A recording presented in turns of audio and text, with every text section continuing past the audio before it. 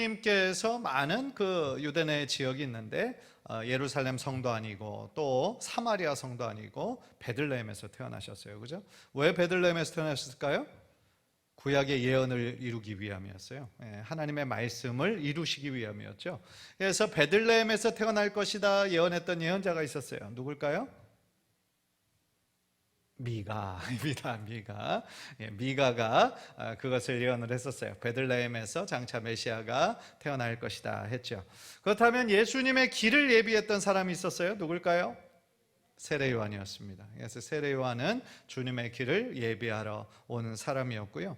어떻게 보면 구약 시대를 마지막으로 하는 마지막 선지자였다 라고 우리가 말씀할 수 있겠어요. 그래서 그 말라기가 이 앞으로 올 시대에 엘리야와 같은 사람이 올 거다라고 말라기가 그 예언한 바가 있거든요. 그 엘리야와 같은 사람이 누구였냐면 바로 세례 요한이었고요. 또 이사야는 어떻게 예언했었냐면 광야에 외치는 자에게 소리가 있을 것이다 라고 예언을 했었죠. 그 사람이 누굴까요? 그 사람이 바로 세례 요한이었던 거예요. 그러니까 세례 요한의 등장도 그렇고 그의 사역도 그렇고 예수님께서 오신 것도 다 뭐예요? 우연히 베들레헴, 우연히 예수님보다 먼저 태어나서 이렇게 길을 예비한 게 아니고 하나님의 구약의 그 예언의 말씀을 다 이루시기 위해서 하셨다는 거죠. 그래서 성경은요 여러 가지로 정리할 수 있지만 예언과 성취라고도 말씀드릴 수 있어요. 구약은 예수 그리스도께서 오실 것을 예언한 것이고, 신약은 예수님께서 그에 관한 모든 예언을 뭐 하신 거예요?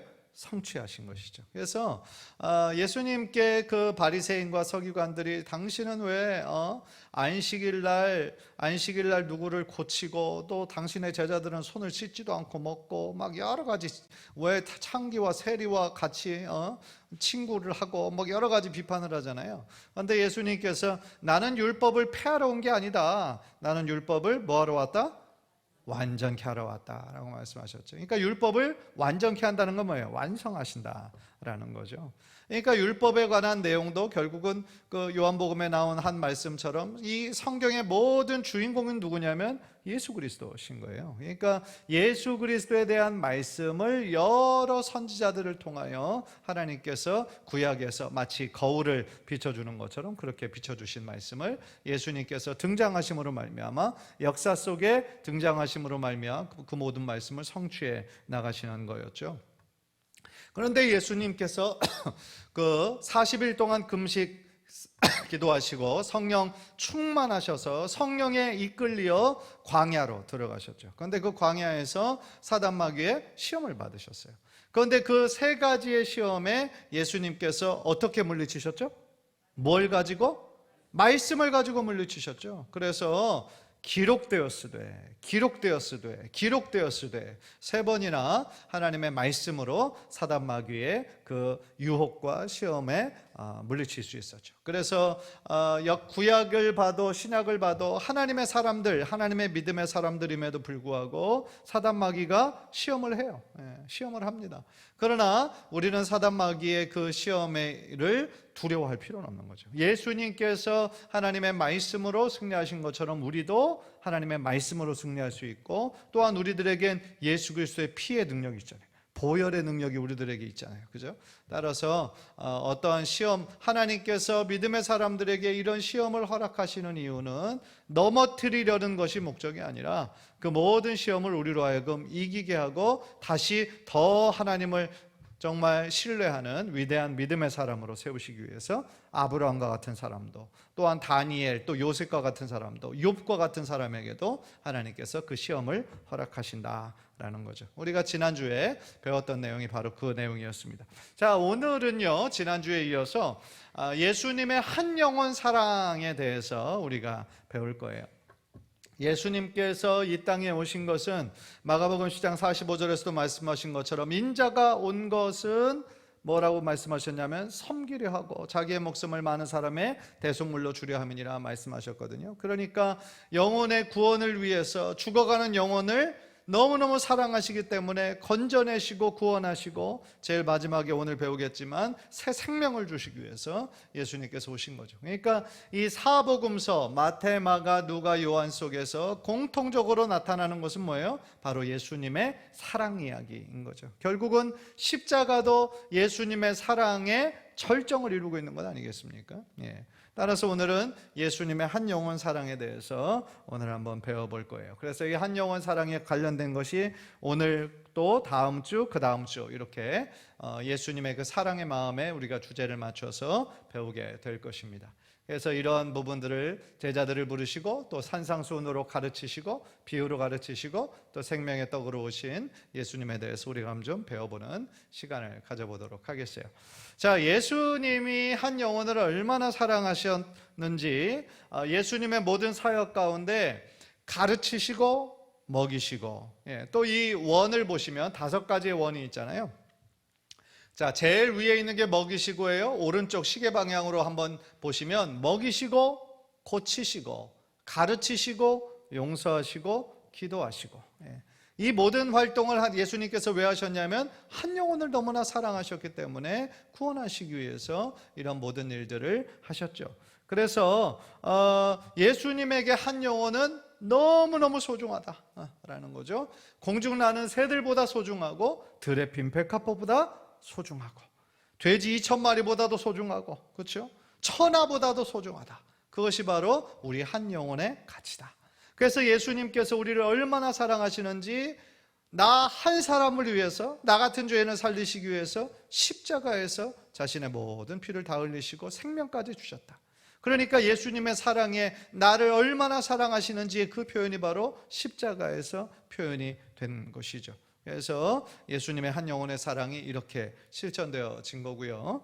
자, 그 구약을 보면은요, 백성들을 향한 가르침과 먹이시는 사건이 이어지게 되는데요. 그 모세가 40년 동안 그 광야 생활을 할 때 말씀을 가르치잖아요. 그죠? 하나님으로부터 율법을 받습니다. 그리고 이제 십계명을 중심으로 말씀을 가르쳐요. 그리고 또한 동시에 하늘의 만나를 내려주시죠. 그래서 그들을 먹이시는 거예요. 또 에스라가 바벨론 포로 생활을 마치고 돌아온 귀환 공동체에게 뭘 가르쳐요? 율법을 가르쳐요. 말씀을 가르쳐요. 왜냐하면 무너졌던 제사장 나라를 다시 세우기 위해서 뭐가 가장 중요해요? 말씀이 가장 중요해요. 성벽을 재건하는 것도 중요하고 성전을 다시 짓는 것도 물론 중요하지만 더 중요한 건 뭐예요? 하나님의 말씀이 그들의 삶의 기준이 되어야 되고 삶의 중심에 박혀야 되거든요. 그래서 에스라도 열심히 하나님의 말씀을 가르쳤죠. 그리고 또한 그 밑에 에스라 6장 9절 10절을 보면 또 이 제사장의 요구대로 어김없이 날마다 주어서 그들이 하늘의 하나님께 향기로운 제물을 드려 왕과 왕자들의 생명을 위하여 기도하게 해라 했습니다. 그러니까 에스라의 말씀에 가르침이 있었고 또 제사장에게 먹을 것을 주어서 백성들을 위해서 제사하게 하고 또 기도하게 하는 사역을 감당하게 했다 라는 거죠. 예수님 3년에 가르치시는 사역이 주를 이루었죠. 그리고 가르치실 뿐만 아니라 먹이셨어요.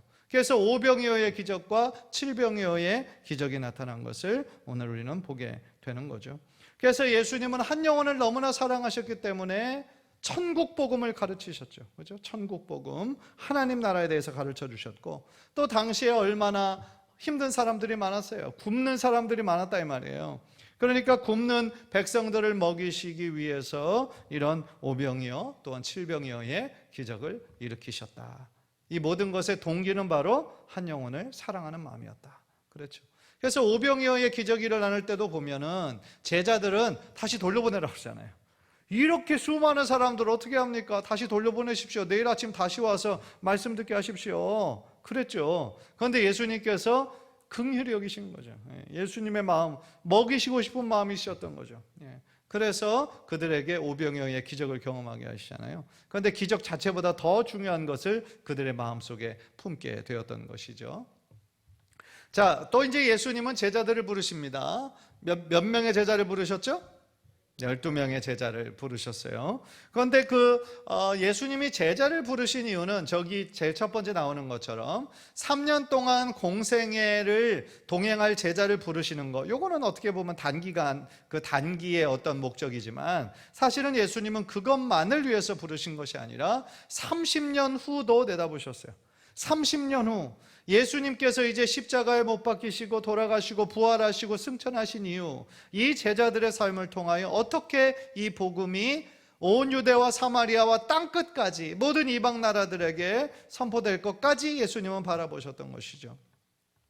그래서요, 우리가 짧은 단면만 봐서는 안 된다라는 거죠. 그래서 그의 인생을 통으로 보아야 하나님의 섭리를 깨달을 수 있다라는 거죠. 그러니까 이 12 제자가 사실은 예수님의 부활을 경험하기 전까지는 다 겁쟁이였어요. 겁쟁이였을 뿐만 아니라 어떤 자신만의 야망이 있었죠. 그리고 예수님을 바라볼 때에 정치적인 메시아가 되기를 원하는 마음이 있었죠. 그러니까 로마의 압제로부터 자신들을 구원해낼 강력한 왕, 그런 모습으로 이 제자들이 기대했었죠. 그래서 제자들이 막 자기들끼리 싸운 것도 예수님이 이제 새로운 유대 왕국의 왕이 되면 네가 무슨 자리를 차지할 거냐, 내가 무슨 자리를 차지할 거냐, 그거로 서로 싸웠잖아요. 그런데 이제 제자들은 엄청난 착각에 빠진 거죠. 그러니까 예수님께서 유대의 왕으로 오신 것은 맞지만 다시 유대의 왕으로서 로마의 압제에서 구원해내시는 방법은 칼과 창이 아니라 뭐였어요? 십자가였던 것이죠. 그러니까 제자들이 생각하는 것과 예수님이 생각하는 것은 너무나 달랐어요. 그런데 예수님의 부활을 경험하고 난 후 이 제자들이 어떻게 됐어요? 완전히 바뀐 사람이 됐죠. 예수님의 부활을 경험하고 또 그들이 성령님을 경험하고 난 이후에, 그전에는 예수님을 못 박으러, 예수님을 잡으러 온 그 병정들이 왔을 때 다 뿔뿔이 흩어지고 도망치던 제자들이 성령을 받고 난 이후에 죽음을 두려워하지 않고 주님의 부활을 하신 소식을 전하는 부활의 증인이 되잖아요. 그러니까 성령의 능력인 거죠. 그래서 그 제자들이 결국은 어떻게 된 거예요? 초대교회의 지도자가 된 거예요. 그 제자들이. 그래서 초대교회 베드로와 야고보, 요한 같은 경우는 초대교회의 지도자로서 하나님의 큰 사명 감당하잖아요. 그러니까 이런 것들을 바라봐야 된다. 예수님은 그들을 통하여 초대교회 지도자가 되게 하시고 또 순교를 자가 되게 하시고 또 성경을 기록하는 그 모든 것도 예수님은 바라보셨다라는 것이죠.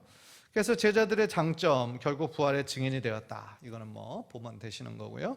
자, 그 제자들 12명 중에서도 또 예수님께서 특별히 더 어떻게 보면 예수님의 사역 모든 곳에 데리고 갔던 3명이 있어요. 그 3명이 누굴까요? 베드로, 요한, 야고보. 맞아요. 베드로, 야고보, 요한, 이렇게 3명을 다른 12명의 제자들 중에서도 특히 3명을 더 많이 데리고 다니셨어요. 그래서 이 변화산 사건도 베드로와 야고보, 요한 이렇게만 있었거든요. 그래서 변화산 사건 여러분들 아시잖아요. 변화산 그 산에 올라갔을 때 예수님의 모습이 영광의 모습으로 찬란한 하나님의 광채가 비치죠. 그래서 제자들 다 깜짝 놀라죠. 그런데 거기에서 성경의 구약시대에 있었던 두 인물이 나오잖아요. 누구였어요? 모세와 엘리야. 모세는 뭐의 대표냐면 율법의 대표예요. 엘리야는 뭐의 대표냐면 선지서의 대표예요. 그러니까 성경을 읽을, 구약 신약을 읽을 때 율법과 선지서 이런 얘기가 나오면 그건 구약 전체를 의미하는 거예요. 율법을 대표하는 사람은 바로 모세죠. 왜냐하면 이제 모세에게 십계명과 율법을 허락하셨잖아요. 그렇죠? 그러니까 이 모세와 엘리야가 나타나서 예수님과 함께 이야기를 하는 장면이 나오는 거죠. 그러니까 이 3명의 제자들이 기절할 정도로 놀랐겠죠. 그런데 이 3명이 대화하실 때 예수님께서 예루살렘에서 별세하실 것에 대한 내용을 얘기한단 말이에요. 그러니까 변화산 사건의 핵심이 뭐냐면 바로 이거예요. 예수님께서 하나님의 구원 계획을 성취하는 것을 지금 이 변화산 사건을 통해 가르쳐 주셨죠. 물론 이제 그때 당시에 있었던 베드로와 야고보와 요한은 자신들이 정말 따르는 이 선생님이, 예수라는 선생님이 정말로 하나님의 아들이구나, 하나님의 영광을 이렇게 엿보면서 그때 그들의 마음에 그 강한 믿음과 확신이 생겼겠죠. 그런데 그 변화산 사건의 더 중요한 것은 이 예수님께서 하나님의 구원 계획을 십자가에서 성취하실 것을 그들이 미리 나누었던 것이 핵심이라고 할 수 있겠죠.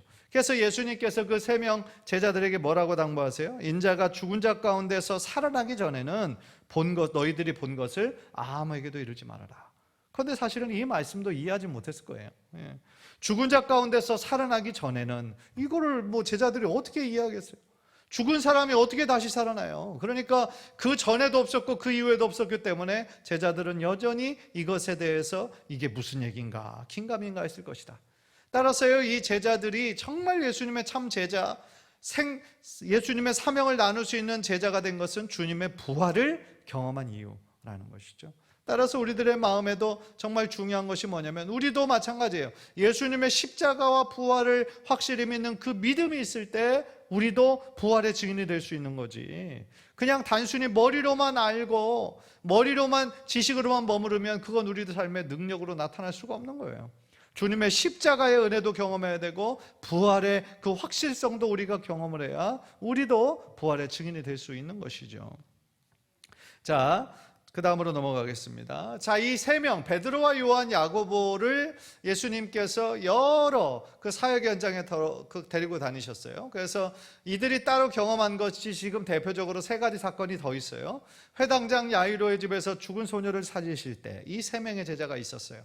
그래서 죽은 자를 살려내시는 예수님의 능력을 보고 아마도 그때 당시 이해는 할 수 없을지라도 예수님께서 그 십자가를 얘기하시고 부활을 말씀하실 때 부활에 대한 소망, 작은 소망을 보았을 수도 있다라는 거죠. 변화산에 변모되는 그 모양 방금 우리가 살펴봤고요. 겟세마네 동산에서도 이 예수님의 그 처절하고 간절한 마음, 그래서 그 제일 마지막에 나오는 것처럼 하나님의 뜻에 대한 순종과 죄인들을 향한 애끓는 사랑으로 고통을 감수하시고 십자가를 선택하신 것을 지켜보는 특권이 이 베드로, 요한, 야고보에게 있었죠. 그래서 예수님의 가르치실 때요, 어떤 때는 많은 사람들 앞에서 가르치셨죠. 그리고 많은 사람들 앞에서 비유로 가르치셨던 것을 12제자들 앞에서 또 가르치셨어요. 12제자들에게 따로 가르치셨어요. 그러니까 예수님은 무리와 제자들을 구분하셨어요. 그래서 무리들에게는 때때로 비밀스럽게 말씀하셨지만 12제자들에게는 그 의미를 가르쳐 주셨어요. 그런데 그 중에서도 특히 이 3명 베드로와 요한, 야고보를 더 가까이 하셨죠. 그러니까 언뜻 보면 이 3명에게는 특권이었죠. 특권. 다른 12제자들이 다 예수님 가까이 하고 싶었을 거 아니에요. 그렇죠? 그런데 이 3명의 제자들에게 특권이었지만 왜 특권을 허락하셨느냐? 왜냐하면 더 많은 사명을 담당해야 했기 때문인 거죠. 더 많은 사명이라는 것은 결국 뭐예요? 야고보는 최초의 순교자였어요. 최초의 순교자였고 베드로도 성경에 나와 있지 않지만 이 다른 기독교 역사가에 의하면 십자가에서 똑같이 예수님과 못 박혀 죽을 수 없다 해서 거꾸로 된 십자가에서 죽었다라고 하는 그 역사가 우리에게 나오고 있죠. 코바디스라는 유명한 영화도 있는 것처럼 그것이 이제 기독교 역사를 통해서 우리에게 흘러나오고 있는 것이고요. 12제자 중에서 가장 어떻게 보면 오래 산 사람이 누굴까요? 요한이었어요. 이 3명뿐만 아니라 12제자 전체를 통하여서도 가장 오래 산 사람이 요한이었는데 그 요한은 왜 다른 사람들보다 더 오래 살았냐? 이것도 사명이 있었기 때문인 거죠. 그래서 요한이 요한복음도 썼고 요한 1, 2, 3서도 썼고 반모섬에서 기록한 책이 뭐예요? 요한계시록이잖아요. 그죠? 하나님의 놀라운 앞으로 어떤 일이 일어날 것인가의 계시까지 쓰는 그 사명을 감당하기 위해서 사실은 요한의 삶도 그렇게 편안했던 것이 아니죠. 왜냐하면 반모섬이 유배지였잖아요. 유배지. 그래서 유배지에서 이 요한은 하나님의 주신 놀라운 계시를 이 계시록을 완성을 했던 것이죠. 그러니까 특권은 더 큰 사명을 요구한다라는 거죠. 그래서 그거를 우리가 기억해야 될 필요가 있습니다. 그래서 또한 예수님께서 그토록 큰 특권을 주셨기 때문에 이들이 삶을 통하여 하나님의 큰 영광을 위해서 큰 사명을 감당을 하는 거죠. 그래서 사도 요한의 삶은요, 방금 제가 말씀드렸지만 이러이러한 일들이 있었죠. 그래서 예수님의 사랑을 가장 많이 받은 제자가 요한이었어요. 예. 많이 받은 사람이 요한이었고, 그 증거로 예수님이 운명하실 때 요한에게 자신의 어머니를 부탁하죠. 예. 그 장면이 나오고요. 또한 요한의 사역도 예수님께서 예고하시고요. 또한 보시면 8번에 형제의 죽음을 경험했죠. 예. 베드로와 안드레가 형제였고 야고보와 요한이 형제였죠. 그죠? 그런데 야고보가 그 순교를 하는 그것도 아픔도 경험을 하죠. 그리고 사도행전의 그 후반부는 이제 바울이 주인공이 되지만 전반부에는 베드로와 요한이 주를 이루고 있죠. 사도행전 초반부에는. 그래서 초대교회의 지도자로서의 사명을 감당을 하는 거죠. 그리고 계시록과 반모습의 요한, 이 장면이 통으로 본 사도 요한의 삶이 되겠습니다. 자, 예수님은 아까도 말씀드렸던 것처럼 가르치셨어요. 설교하셨어요. 치유하셨어요. 고치셨어요. 기도하셨어요. 그죠? 먹이셨어요. 많은 사역들을 감당하셨는데 특별히 예수님의 가르침 중에서 정말 위대한 가르침이라고 할 수 있는 것이 산상수훈이에요. 사실은 예수님은 이 산 위에서만 가르치셨던 건 아니에요. 어디에 가시든지 다 하나님의 나라를 가르치셨어요. 그래서 예수님의 가르치심의 핵심은 뭐였냐면 하나님 나라였어요. 하나님 나라. 이거를 한자로 바꾼 게 천국이죠. 예수님의 메시지의 핵심은 바로 하나님 나라였어요. 그래서 하나님 나라는 이러이러한 곳이다 라고 많이 가르쳐 주셨죠. 그래서 마태복음 13장 같은 경우는 천국의 비유, 모든 것들이 다 무슨 비유냐면 하나님 나라에 대한 비유죠. 그러니까 하나님 나라가 그 정도로 중요한 것을 주님은 계속 말씀해 주셨던 거죠. 그래서 이 산상수훈과 비슷한 내용이 누가복음에도 나오는데요. 누가복음 6장에는 평지에서 가르치신 걸로 나와요. 그래서 그거는 이 마태복음 5장에서 7장은 산상수훈이다라고 얘기하는데 누가복음 6장은 평지수훈이다라고 얘기를 해요. 어떤 부분은 똑같은데 어떤 부분은 약간 달라요. 강조점이. 그래서 이 마태복음 5장 7장에 나오는 산상수훈과 누가복음 6장에 나오는 이 평지수훈은 서로 보완하면서 읽을 필요가 있다라는 것이죠. 그래서요, 이 산상수훈은 모세의 율법 이후 하나님께서 직접 들려주시는 새 율법이고 새 기준이다라는 거죠. 그래서 정말 오늘날도 우리가 마태복음 5장 7장 산상수훈을 읽어보면 참 기가 막힌 가르침을 많이 주시죠. 그래서 그 전에 율법은 이랬지만 나는 이렇게 얘기한다. 그러면서 그 율법을 새롭게 하시고 율법을 완전케 하시는 주님의 그 가르침을 우리가 잘 볼 수가 있습니다. 그리고 산상수훈의 첫 번째 가르치셨던 말씀이 뭐냐? 바로 이 오늘 우리가 읽었던 팔복에 관한 말씀이에요. 복에 관한, 축복에 관한 말씀을 해주십니다. 누가복음 6장의 그 평지수훈에는 복과 저주 두 가지를 다 얘기해요. 그런데 산상수훈에서는 이 축복을 얘기하시죠. 그런데 예수님이 말씀하신 복은 물질적인 복을 의미하는 게 아니에요. 돈 많이 버는 것 축복을 얘기하는 게 아니에요. 이 예수님 말씀하신 복은 하늘의 것, 무엇보다도 보이지 않는 천국을 마음에 소유하는 것을 말씀하시는 것이죠. 그래서 천국은 하나님 나라, 예수님의 모든 메시지의 핵심은 하나님 나라에 있었다라는 것을 우리가 기억해야 될 필요가 있습니다.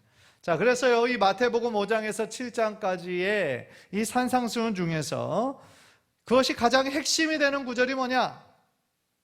하나를 골라라 라고 얘기하면 우리가 마태복음 6장 33절을 이야기할 수가 있는 거죠. 우리가 그 구절 한번 다 함께 한번 읽읍시다. 시작. 너희는 먼저 그의 나라와 그의 의를 구하라. 그리하면 이 모든 것을 너희에게 더하시리라. 아멘.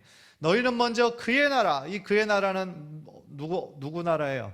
하나님의 나라죠. 그의 의, 하나님의 나라를 먼저 구하라는 거예요. 하나님의 의를 구하라는 거예요. 그러면 하나님께서 이 모든 것을 너희에게 더하여 주시겠다라고 말씀해 주시는 거죠. 그러니까 우리들의 신앙생활에 있어서 늘 우선으로 삼아야 될 건 뭐예요? 하나님 나라, 하나님의 뜻, 이거를 먼저 붙잡아야 된다. 그것이 중요하다 말씀하는 거죠. 또 황금률이란 말씀이 있죠. 마태복음 7장 12절 골든 룰이라고 하는 말씀 중에 이것이 정말 황금과 같은 말씀이다. 이건 뭐예요? 가장 중요하다. 말씀이죠. 마태복음 7장 12절 우리 한번 다 함께 읽읍시다. 시작. 무엇이든지 남에게 대접을 받고자 하는 대로 너희도 남을 대접하라. 이것이 율법이요 선지자니라. 율법이요 선지자 또 나왔네. 율법과 선지자는 뭐라고 그랬어요? 구약 말씀이에요. 그러니까 구약의 말씀에 가장 중요한 말씀이 바로 이 황금률이다. 그러니까 인간관계에서만 필요한 말씀이 아니라 사실은 우리들 삶의 원리로 삼아야 될 황금률의 말씀인 거죠. 비판받지 아니하려거든 어떻게 해야 돼요? 비판하지 말아야 돼요. 우리가 사랑받는 삶을 살려면 어떻게 해야 돼요? 먼저 사랑해야 돼요. 섬기는 삶을 우리가 누리고 싶으면 먼저 어떻게 해야 돼요? 섬겨야 되는 거예요. 그러니까 이것이 하나님이 주신 말씀입니다. 그러니까 우리들의 삶에 감사가 넘치는 삶을 살기 위해서 또한 감사하는 삶을 살아야 되는 것이죠. 이 황금률이 여러 우리들의 신앙에 또한 인간관계에서도 다 적용될 수가 있다라는 거죠. 자, 산상수훈의 마지막 가르침, 정말 너무너무 귀중한 말씀으로 마태복음 5장에서 7장까지 당시에 이 듣는 사람들이 깜짝 놀랄 정도 한 번도 들어보지 못했던 위대한 가르침을 주시고 나서 제일 마지막에 강조하시는 말씀은 바로 실천에 관한 말씀이에요. 이것도 의미가 있지 않습니까? 많이 귀한 말씀, 좋은 말씀 듣기만 하면 뭐예요? 그것을 실천해야 그것이 우리들의 삶의 변화로 열매로 이어지는 것 아니겠습니까? 자, 이 마지막 구절 한번 다 함께 읽죠. 나더러 주여 주여 시작. 나더러 주여 주여 하는 자마다 천국에 들어갈 것이 아니요 다만 하늘에 계신 내 아버지의 뜻대로 행하는 자라야 들어가리라. 아멘. 이것도 참 놀라운 말씀 아닙니까? 주여 주여 하는 자마다 다 천국에 들어가는 것이 아니래요. 그러니까 이 얘기는 뭐예요? 입으로만 주여 주여 할 수 있다는 거예요. 주라는 얘기는 나의 인생의 주인이다라는 뜻인데 실제적으로는 예수님을 주인으로 모시지 않고 내가 주인처럼 사는 사람이 많다는 얘기예요. 그런데 주여 주여가 그냥 입에 붙은 종교적인 단어가 된 사람들이 얼마나 많이 있는지 몰라요. 그래서는 안 된다는 거죠. 주여 주여 정말 나의 인생의 주인으로 모시는 그러한 신앙 고백과 실천이 있어야 되는 것이죠. 따라서 입으로만 할렐루야 아멘 주여 외친다고 천국에 들어가는 것이 아니라 하나님에 계신 아버지의 뜻대로 행하는 자라야 들어가는 거죠. 하나님의 뜻이 뭐예요? 예수 믿고 구원 얻는 거예요. 하나님의 뜻, 하나님께서 예수 그리스도를 왜 보내셨어요? 그러니까 예수님을 구원자로 우리가 믿고 나의 죄를 고백하고 예수님의 십자가의 능력이 있음을 믿고 나아갈 때 구원받고 천국의 특권을 얻고 하나님의 자녀가 되는 특권을 누리게 되는 거죠. 따라서 이 마지막 부분의 실천에 대한 강조를 하신 것은 굉장히 큰 의미가 있다. 자, 또 그 다음 구절 보죠. 시작. 누구든지 나의 이 말을 듣고 행하는 자는 그 집을 반석 위에 지은 지혜로운 사람 같으리니. 아멘. 이 반석 위에 집을 지은 사람과 비교되는 것이 모래 위에 집을 지은 사람이잖아요. 모래 위에 집을 짓는 거는 짓기는 쉬워요. 빨리 지을 수 있어요. 그러나 비바람이 치면 어떻게 돼요? 금방 무너져 버리는 거죠. 따라서 그 집을 반석 위에 세울 때는 오랜 시간이 걸리고 힘들지만 일단 견고하게 세워져 있으면 비바람이 쳐도 무너지지 않잖아요. 그러니까 이 얘기는 뭐예요? 말씀대로 말씀의 기준 위에 우리들 삶을 실천하며 살아가야 된다라는 것을 강조하는 그런 말씀이신 거죠. 자, 그리고 이제 예수님의 가르침 속에서 하나님 아버지에 대해서도 많이 가르치셨어요. 그러니까 예수님께서 사실은 그 돌아가시게 된 이유 중에 하나가 신성모독의 죄였는데 유대인의 법에 의하면 왜 신성모독이었냐? 자꾸 하나님을 나의 아버지라고 그러고 또 어떤 부분은 나를 본 자는 곧 아버지를 보았다. 그러니까 자신이 곧 하나님이다. 이렇게 얘기를 하니까 유대인의 관점에서 볼 때는 이거는 완전 신성모독이다. 그래서 거기에 걸린 거죠, 예수님께서. 그런데 예수님은 거짓말을 하신 게 아니었죠. 거짓말을 하신 것이 아니고 실제로 하나님의 아들로서 또한 본인이 완전한 하나님으로서 오신 거였죠. 그래서 예수님께서 자신의 아버지에 대해서, 하나님에 대해서 많이 가르치셨죠. 그래서 밑에 부분 예수님이 가르쳐 주신 하나님 아버지를 보면 하늘에 계신 우리 아버지여 이름이 거룩히 여김을 받으시오며, 이 구절은 어떤 구절에서 나오는 거예요? 주기도문을 가르쳐 주실 때 가르쳐 주신 거죠. 제자들이 예수님께 찾아와서 어떻게 기도하는지 가르쳐 주세요.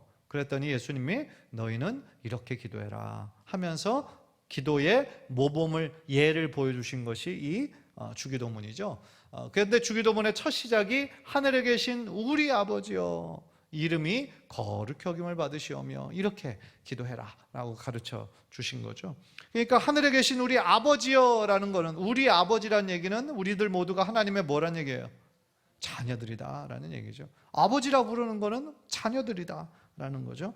두 번째, 이같이 한즉 하늘에 계신 너희 아버지의 아들이 되리라. 그러니까 이것은 뭐냐면 하나님을 아버지라 부르는 자녀들이 이러한 삶을 살아야 된다라고 이제 가르쳐 주는 거죠. 하늘에 계신 너희 아버지의 온전하신과 같이 너희도 온전하라. 하늘에 계신 너희 아버지가 거룩한 것처럼 너희도 거룩해라. 아버지를 닮아가는 삶을 살아야 된다라고 강조하신 거고, 너는 기도할 때에 골방에 들어가 문을 닫고 은밀한 중에 계신 네 아버지께 기도하라 라고 또 기도에 관한 가르침을 말씀해 주시는 거죠. 자, 예수님께서 가르치실 때 사용하신 굉장히 독특한 방법, 그리고 거의 예외 없이 이 방법으로 가르치셨는데 그것이 바로 비유예요. 비유. 그러니까 뭐뭐 같이, 뭐뭐처럼, 우리 예전 국어 시간에 직유법, 은유법 이런 것처럼 비유로 예수님께서는 주로 가르치셨어요. 그러니까 무슨 뜻이냐면 어떤 가르치려고 하는 주제가 있어요. 그러면 거기에 가장 어울리는 실제 우리 눈에 보이는 어떤 사물을 이용해서 이것처럼, 이 원리처럼 이렇게 가르치셨다라는 거예요. 그래서 어린아이부터 어른까지 누구나 쉽게 이해할 수 있었다. 그러니까 참 예수님은 탁월한 교사셨어요. 정말 탁월한 교사였고, 이 교육론, 이 교육 방법론에 있어서도 예수님처럼 탁월하게 가르치신 분은 역사상에 없는 거죠. 그래서 비유를 통해서도 역시 뭘 가르치셨어요? 하나님 나라에 대해서 가르치셨다니까요. 천국에 대해서 하나님 나라를 가르치셨는데, 농부에게는 씨 뿌리는 비유를 하셨어요. 사용하셨어요. 농부가 하는 일이 뭐예요? 씨 뿌리고 열매 맺는 거잖아요. 그러니까 농부는 그것이 너무너무 자신의 삶에 밀접한 연관이 있는 거예요. 주부는 집에서 음식 만들고 그 가정을 이렇게 세우잖아요. 그러니까 주부에게는 누룩의 비유를 들어서 사용하셨어요. 그리고 상인에게는 장사의 비유를, 그리고 어부에게는 그물의 비유로, 물고기 잡는 그물의 비유로. 그러니까 그들이 예수님의 그 말씀을 들었을 때 이해했을까요? 이해 못했을까요? 너무나 쏙쏙 이해했겠죠. 이런 거구나. 이 가르침을 예수님께서 말씀하시는 거구나. 그렇게 말씀하셨던 거죠. 그래서 예수님이 참 탁월하신 선생님이었던 이유는 각자의 눈높이에 맞춰서 거기에 맞춰서 그 하나님의 나라에 대한 교훈을 말씀하셨기 때문이다라는 거죠. 자, 예수님의 가르침의 그 사역에 있어서요, 어떻게 보면 지식인들, 그러니까 율법학자들, 서기관들, 바리새인들한테는 이렇게 서두를 이렇게 시작하시고 가르쳤어요. 너희가 읽어보지 못하였느냐? 그 얘기는 뭐예요? 그들이 지금 구약의 율법을 열심히 연구하는 사람들이잖아요. 그러니까 기록된 말씀 가지고 너희들 이렇게 읽지 못했어? 라고 서두에 가르치시고, 그 다음에 그거에 대해서 참 뜻은 바로 이거다 라고 주님께서 말씀하셨고요. 또한 그들이 그 기록된 말씀이 결국은 다 예수님에 관한 말씀인데, 그것을 그들의 욕심과 그들의 어떤 욕망으로 인해서 온전히 이해하지 못했잖아요. 그래서 엄청난 책망을 받았잖아요. 바리새인들, 서기관들, 어떻게 보면 그 율법을 가르치는 율법 선생들인데 율법의 주인공이신 예수님을 바라보지 못하잖아요. 그러니까 예수님에게 엄청난 책망을 받았던 그룹이 바로 이런 지식인들이었다. 일반 백성들에게는, 지식이 별로 없는 백성들에게는 이러이러한 말을 너희가 들었으나, 그러니까 그때 당시에 이 문자로 읽을 수 있는 사람들이 사실은 많지 않았겠죠. 그러니까 이러이러한 말을 너희가 들었으나, 책이 많았던 시대도 아니고, 이때는 구전의 시대예요. 구전, 말로써 이어지는 그런 세대였단 말이에요.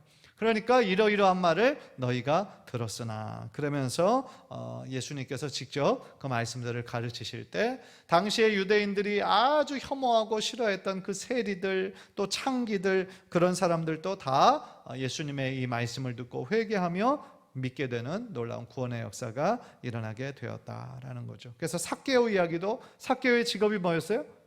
세리였죠, 세리. 그래서 유대인들이 가장 싫어하는 직업이 세리였다 그랬죠. 왜냐하면 로마의 앞잡이잖아요. 그러니까 로마가 자기네들에게 이 유대인들이 직접 내게 하기도 하고, 그 또한 거기 당국에 세리들을 세워서 세리들을 통해 세금을 받기도 하잖아요. 그러니까 세리들도 먹고 살아야 되니까 더 폭리를 막 이렇게 취한 거 아니에요, 같은 동족에게서. 그러니까 이 같은 유대인들의 입장에서 봤을 때는 독사와 같은 사람들이다, 이렇게 막 굉장히 싫어하고 혐오했죠. 그러니까 삭개오가 여기 9절에 보면 만일 누구의 것을 속여 빼앗은 일이 있으면 네 갑절이나 갚겠나이다. 이게 뭐예요? 많이 속여서 했다는 얘기예요. 그죠? 그래서 그 세리는 그 당시에 이렇게 사람들이 혐오하는 그런 직업이었다라는 거죠. 자, 마지막 포인트, 마지막 화면입니다. 자, 생명의 떡이신 예수님인데요. 아까 오병이어를 말씀하실 때 예수님께서 말씀을 가르치시고 먹이셨어요. 왜요? 한 영혼을 사랑하시기 때문에. 그래서 그냥 영적인 양식으로만 먹이신 것이 아니라 또한 육체적인 양식으로 오병이어 7병이의 기적을 하나님께서 베푸신 것이죠. 그래서 여기 가운데를 보시면 기적 자체보다 예수님의 말씀을 기억하기를 원하셨다. 기적 자체보다 사실은 그 정말 어린아이가 드린 그 오병이어로 그 놀랍게 5,000명이 먹고도 남은 것만 모았을 때 12광주리가 먹었다라고 하는 이 엄청난 기적을 통하여서 거기에 임하셨던 하나님의 임재를 그들로 하여금 기억하기를 원하셨던 것이죠. 그래서요, 예수님께서는 일시적으로 어떤 목마름과 배고픔을 해결해 주는 그 문제가 아니라 어떻게 하기 위해서? 영원히 목마르지 않기 위해서, 영원히 배고프지 않기 위해서 그러한 길을 제시해 주신 거예요. 그래서 예수님이 곧 나는 곧 뭐뭐다 라고 하신 구절이 요한복음에 많이 있는데, 내가 곧 생명의 떡이다 라고 말씀을 하는 거예요. 내가 곧 떡이다. 나를 먹으면 영원히 줄이지 않고 영원히 목마르지 않다 라고 주님께서 말씀하시는 것이죠. 그래서 예수님의 이 오병이어와 7병이어의 기적을 통하여 최종적으로 원하시는 것은 뭐냐면, 많은 백성들에게 자신의 뭐를 주는 거냐면 생명을 주시는 거예요. 자신의 생명을 주셔서 그들로 하여금 참 생명을 얻게 하는 것. 어떻게 보면 역설이죠. 예수님은 십자가에 달려 돌아가시는데, 예수님이 나의 죄 때문에 돌아가신 것을 믿으면 어떻게 돼요? 사는 거예요. 죽어야 될 운명에 처한 죄인들이 다시 사는 거죠. 예수님의 한 사람의 죽음으로 말미암아 수많은 죄인들이 다시 살아나는 거예요. 새로운 생명을 얻게 되는 거예요. 놀라운 역설이고 놀라운 복음인 것이죠. 그래서 이 모든 것들을 이렇게 가르치시고 먹이신 그 목적이 뭐냐? 오늘 그 제목처럼 한 영혼을 사랑하셔서 그 한 영혼을 구원하시기 위함이었다라는 거죠. 자, 오늘의 결론을 한번 좀 맺어보려고 합니다. 예수님의 그 한 영혼 사랑은요, 그 누구와도 비교할 수 없는 거죠. 한 영혼을 천하보다 귀하다. 그래서 한 영혼이 주님께로 돌아왔을 때 천국에서는 천국 잔치가 열린다 그랬어요. 왜냐하면 한 영혼의 가치가 그만큼 크기 때문에 라는 거죠. 따라서요, 우리가 주님을 따라가는 제자로서 할 수 있는 가장 아름답고 귀한 일은요, 예수님처럼 한 영혼 사랑을 실천하는 거예요. 한 영혼의 소중함을 우리들의 마음에 품는 거예요. 한 영혼에 대한 사랑이 있어야 그것을 전하는 전도가 가능한 거고요, 또 다른 나라에 가서 선교하는 것이 가능한 거예요. 눈에 보이는 어떤 건물을 짓고 뭐 놀라운 이벤트를 하는 것, 그거보다 더 중요한 건 뭐예요? 그 영혼을 향한 주님의 마음을 우리가 깨닫고 그 한 영혼을 사랑하는 주님의 마음을 우리가 실천하는 거죠. 우리가 가진 것은 작지만 우리가 가진 것으로 주님께서 함께 하시면 놀라운 일을 이룰 수 있다는 것을 믿는 그 믿음으로 우리가 이 복된 소식을 전하고 나누는 삶을 살아야 된다라는 거죠. 따라서 우리도 정말 한 영혼을 사랑하셔서 십자가에서 자신의 생명을 정말 값없이 주신 것처럼, 예수님처럼 우리도 정말 우리 주변의 이웃들을 사랑하고 섬기는 일에 최선을 다하시는 우리 성도님들 모두 되시기를 주님의 이름으로 간절히 축원합니다. 기도하겠습니다. 우리